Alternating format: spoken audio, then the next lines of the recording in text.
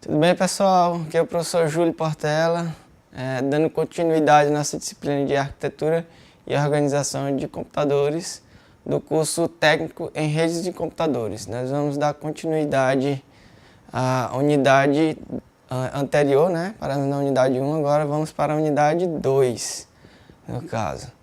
Hoje, o roteiro da aula vai ser barramentos, interface e CPU. E no caso, o mesmo objetivo, pessoal, que é o que? Dar um entendimento para vocês do funcionamento de um computador e um pouco das configurações de um computador, para vocês terem uma noção de como montar um computador e ter um entendimento de como funciona um computador de forma interna também. A primeira coisa que eu vou falar com vocês é sobre os barramentos. Os barramentos, também conhecidos como bus em inglês, são um conjunto de fios que normalmente estão presentes em todas as placas de computadores. Eles estão impressos no computador. Eles ligam todos os dispositivos presentes na placa-mãe, CPU, memória, dispositivos de entradas e saídas e outros. E os sinais que trafegam por esses barramentos são o quê? São sinais de dados, clock, que a gente vai entender o clock como se fosse um sinal de relógio, um temporizador, né, no caso, sinais de endereços e controle. Barramentos.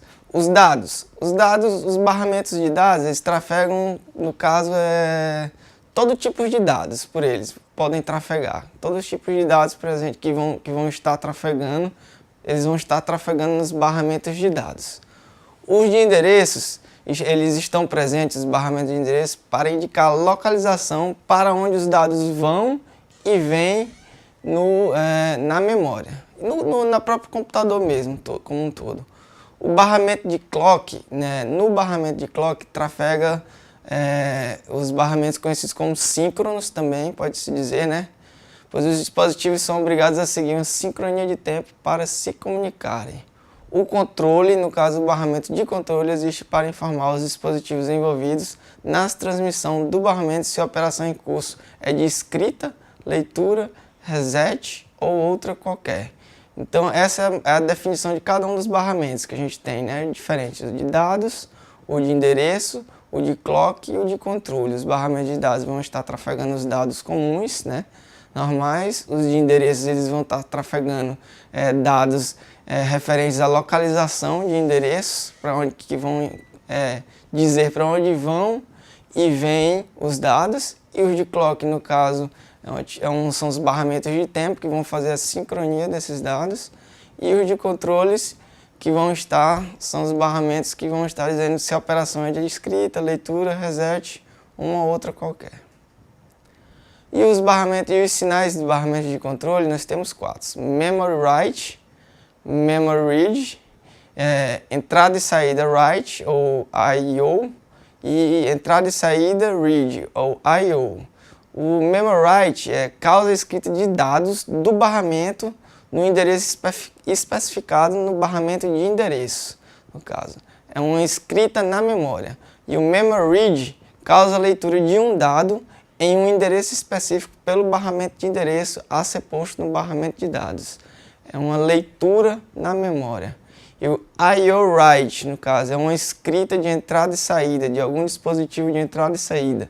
Causa a escrita de dados do barramento de dados a serem enviados para uma porta de saída, um dispositivo de entrada e saída, no caso. E o I/O read, um sinal de controle de leitura de um dispositivo de entrada e saída, causa a leitura de dados em um dispositivo de entrada e saídas, os quais serão colocados no barramento de dados. Para isso servem os sinais de controle, para informar essas informações, para dizer essas informações. E a gente tem dois tipos de barramentos, barramentos síncronos e barramentos assíncronos. Barramentos síncronos, eles vão ser controlados por um tempo, no caso, vai ter um temporizador, e um barramento assíncrono vai ser de uma forma totalmente diferente. Esse tipo de barramento exige, o síncrono no caso, ele exige que todo o fluxo de dados aconteça em sincronia com a base de tempo conhecida como clock, é o relógio dos sistemas. Os ciclos de leituras e escritas podem ter durações diferenciadas de acordo com as necessidades de cada operação. bem como eles podem ter um tempo igual. Vai depender de que tipo de operação que ele vai estar realizando. Eles podem ter uma duração diferenciada, como podem ter uma mesma duração, esses ciclos. Aqui a gente tem um exemplo de barramento síncrono, onde a gente vai ter os 3 tempos, né? T1, T2 e T3, e vai ter os 4 tipos de barramento, o de clock, o de endereço de dado e o de controle, e aí eles vão mostrando os dados, né, trafegando em cada um desses tempos aí, nos barramentos. Arbitragem de barramento. Conforme abordado anteriormente, cada transferência de dados deve ser única no barramento. Isso quer dizer o quê? Que no barramento a gente só vai poder ter um dado trafegando por momento. A gente não pode ter mais de um dado diferente trafegando no mesmo barramento, pois os dados dos diversos dispositivos não devem ser misturados. Mas o que deve acontecer caso mais de um dispositivo tente usar o barramento ao mesmo tempo? Deve haver um mecanismo de arbitragem do uso dos barramentos. Eles vão controlar essa utilização dos barramentos. Que a gente vai ter o árbitro centralizado e bem definido ou um árbitro descentralizado. A gente tem esses 2 tipos de árbitro, uma arbitragem centralizada e uma arbitragem descentralizada. Aqui a gente tem um árbitro centralizado, onde ele vai colocar os dados por prioridade no barramento, e a informação pode ou não se propagar através da cadeia. A gente tem um exemplo aí do barramento, onde cada um vai entrando de acordo com a sua prioridade no árbitro. A arbitragem centralizada, ela funciona em que sentido? Todos os dispositivos são ligados em séries, assim a permissão dada pelo árbitro pode ou não se propagar através da cadeia de dados. Cada dispositivo deve solicitar acesso ao barramento. O dispositivo mais próximo do árbitro tem maior prioridade. O dispositivo que receber a permissão bloqueia os outros dispositivos. Por que ele bloqueia? Para que não haja uma confusão de um outro dispositivo também enviar um dado no mesmo momento que esse dispositivo está enviando. Por isso. E a arbitragem descentralizada. Esse tipo de arbitragem dispensa a figura do árbitro, mas todos os dispositivos devem respeitar um conjunto rígido de regras de acesso ao meio. Vai funcionar mais ou menos no seguinte, que os dispositivos eles vão ter que se respeitar, eles vão ter que pedir para usar o barramento, e caso esse barramento esteja sendo utilizado por um outro dispositivo, ele vai ter que estar aguardando. Para se obter o barramento, o dispositivo primeiro verifica se o barramento está disponível e se a linha de arbitragem que está recebendo IN está ativada. Se estiver desativada, ele não poderá tornar-se mestre do barramento. O que é mestre do barramento? Ele poder estar utilizando o barramento no momento. Se IN estiver ativada, o dispositivo requisita o barramento, desativa out, o que faz com que todos os seguintes na cadeia desative in e out. Quer dizer isso, que todos os dispositivos vão estar em aguardo, até que aquele dispositivo que está utilizando o barramento, ele deixe o barramento livre para que os outros dispositivos possam estar tentando ocupar o barramento e transmitindo os seus dados. Aqui um exemplo de arbitragem descentralizada, no caso, né? Cada dado que vai ter ali, ele vai ter como se fosse uma flag in ou out, onde ele vai estar ativando e desativando essas flags para dizer se está usando ou não o barramento. Aqui, pessoal, aqui eu coloquei uma figura de um barramento. Os barramentos a gente tem aqueles filetes de comunicação nas placas, né? Mas a gente tem também aqueles slots, que são exemplos de barramentos. Nós temos barramentos específicos, o que a gente pode citar como barramentos específicos, barramentos de vídeo, no caso. E nós temos barramentos comuns também, que pode ser utilizado para qualquer outro tipo de dado mesmo. Pode ser uma placa de rede, uma placa de áudio, qualquer outro tipo. Tipos de barramento. A gente tem 2 tipos de barramento, o dedicado e o multiplexado. O dedicado, ele é dedicado exclusivamente a uma função ou um subconjunto de componentes do computador. Ele vai ser dedicado exclusivamente a um tipo de dado, no caso, pode-se dizer. O multiplexado, nesse tipo de barramento, sinais podem ser multiplexados no tempo para comportar diferentes funções, diferentes tipos de dados. Barramentos de memórias versus de entrada e saída. Os barramentos de memória, eles são barramentos de alta velocidade especiais. Eles são barramentos que possuem uma velocidade maior. Por quê? Porque os dados trafegam da memória para a CPU de uma velocidade bem maior do que um dos dispositivos de entrada para a memória. São pequenos e operam em alta velocidade. Barramentos de entrada e saída são, em geral, barramentos de ordem gerais, sem que haja explicitamente uma definição dos dispositivos a serem conectados a eles. Eles podem ser específicos, como eu falei anteriormente, como barramentos de vídeo, ou podem ser barramentos de ordem geral, que pode ser um barramento para uma placa de rede, uma placa de áudio, algo desse tipo. Podem ser longos, ser barramentos longos, podem ter diferentes tipos de dispositivos conectados a ele, como eu falei, e tem a faixa de largura na banda de dados dos dispositivos conectados a ele. Interfaces. Os dispositivos periféricos precisam comunicar-se com a CPU. Para isso, foram desenvolvidas algumas soluções de conexões, tais como interface serial, interface paralela, USB e FireWire. Essas interfaces são as formas com que os dispositivos de entrada e saída vão se comunicar com os barramentos. A gente tem um exemplo aqui de uma interface serial. Nesse lado esquerdo aqui a gente tem um exemplo de uma interface de um cabo VGA, né, para vídeo. Aqui um exemplo de uma interface paralela. Aqui a gente tem um conector de uma impressora, né, um cabo de impressora. Um outro exemplo aqui são os vários tipos de USB que eu coloquei aqui para vocês darem uma olhada. Que a gente tem entrada de celular, para impressora também, USB normal. São os vários tipos que a gente tem aí de entrada USB. E por fim, a CPU, né? Que a CPU é como se fosse o cérebro do computador, é ele que vai controlar toda a execução das instruções que estão trafegando ali pelo computador. A gente pode chamar de cérebro, né? Da placa-mãe. Faz sempre a mesma coisa, desde que é energizada até ser desligada, que é o quê? Buscando uma próxima instrução a ser executada. A CPU, o que ela faz é sempre estar executando uma instrução. Por isso que uma CPU que fica em tempo de espera, ela pode ser ineficiente, ela pode gerar uma lentidão no computador. Então, quanto melhor o hardware ele funcionar de acordo com a CPU, ele não deixar ela ali esperando uma instrução, mais eficiente vai ser o computador.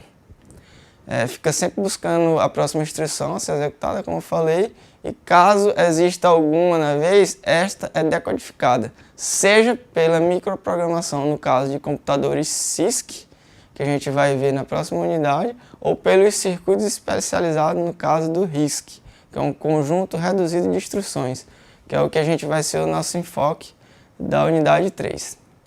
Os microprocessadores atuais são compostos pelo quê? Pela ULA, a unidade lógica e aritmética, a UC, a unidade de controle, a MA, registrador de endereço de memória, a MBR, registrador de bloco de memória, o PC, o contador de programas, registradores de uso geral e outros componentes.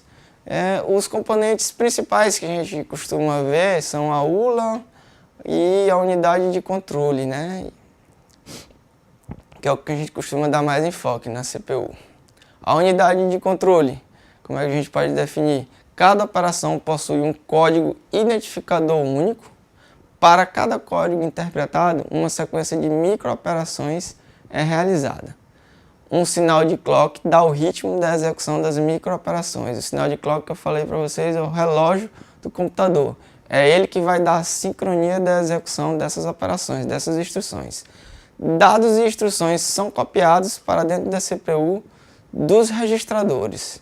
A CPU ela já vai ter, como eu falei antes, os registradores podem ser conhecidos também como a memória cache ali, ficam mais próximos, elas têm uma velocidade mais rápida do que a memória principal, né? Então geralmente os dados que vão ser utilizados pela CPU logo em seguida já são copiados para os registradores, para que esse acesso seja feito de forma mais eficiente. A unidade de controle faz o gerenciamento de todas essas operações.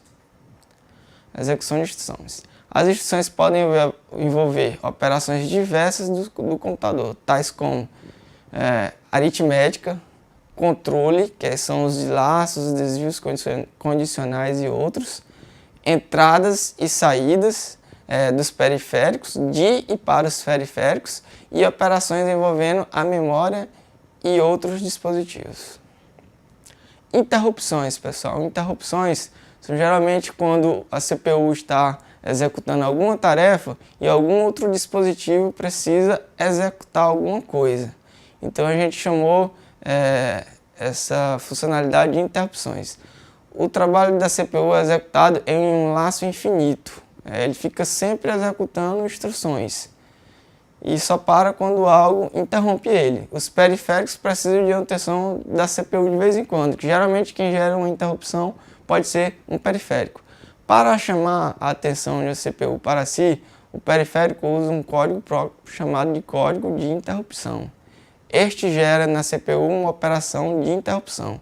Ao ser interrompida, a CPU precisa salvar todo o seu conteúdo em alguma área da memória para atender ao periférico.